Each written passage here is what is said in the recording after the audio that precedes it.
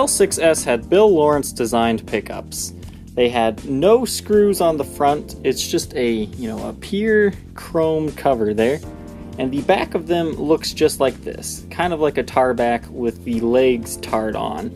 They're not completely covered in tar such as the later Series 7 pickups, but whenever you're handling one of these, be very careful because these wires easily come off with just the slightest of a tug. The L6S had a pickguard that covered most of the front of the body, and underneath it sits one of the rotary switches. This actually blends the pickups in many different ways. It is very common to find chipped corners, as you can see on this example. Pickguard here, you can see it's just a single ply black. There's no black, white, black type of layering. And you've got those numbers on there, 1 through 6. Nothing too special to look at on the back. Underneath the pickguard, you can see the original red color this one would have been. It's kind of faded to a faded cherry. But there's not actually any routing under here. There's just an extra pop there. The rotary switch is accompanied by a chicken head knob selector switch. These are really cool little knobs and can be hard to find if they have been replaced. The bridge on an L6S is known as a harmonica bridge because, well, it looks similar to a harmonica. As you can see, these were really liked bridges because you've got a lot of room to adjust your intonation. However, people didn't like how bulky they were, so these were eventually phased out. But you can see what one of these looks like, and they are fairly heavy.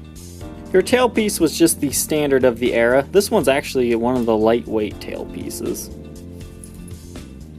The truss rod covers are actually fairly special on these. Usually you got that multi-ply binding again, but this one is just pure black. It actually kind of looks a little weird, but actually cool at the same time.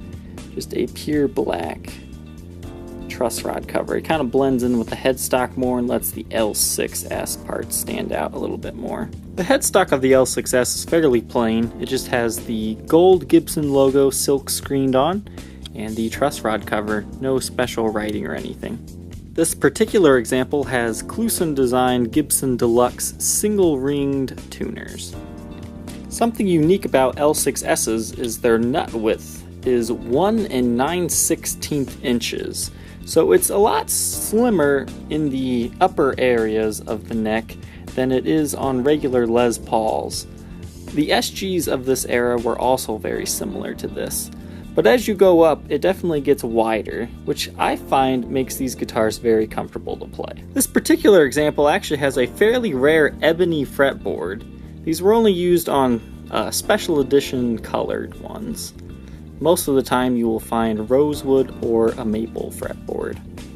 Here's what the inside of the cavity looks like. You have your 3 pots. This one is dated 1974 and this is 1973. This is a very early 74, so that probably makes this guitar around a 1974 or 75. You can see what the rotary switch looks like on the inside and the input jack.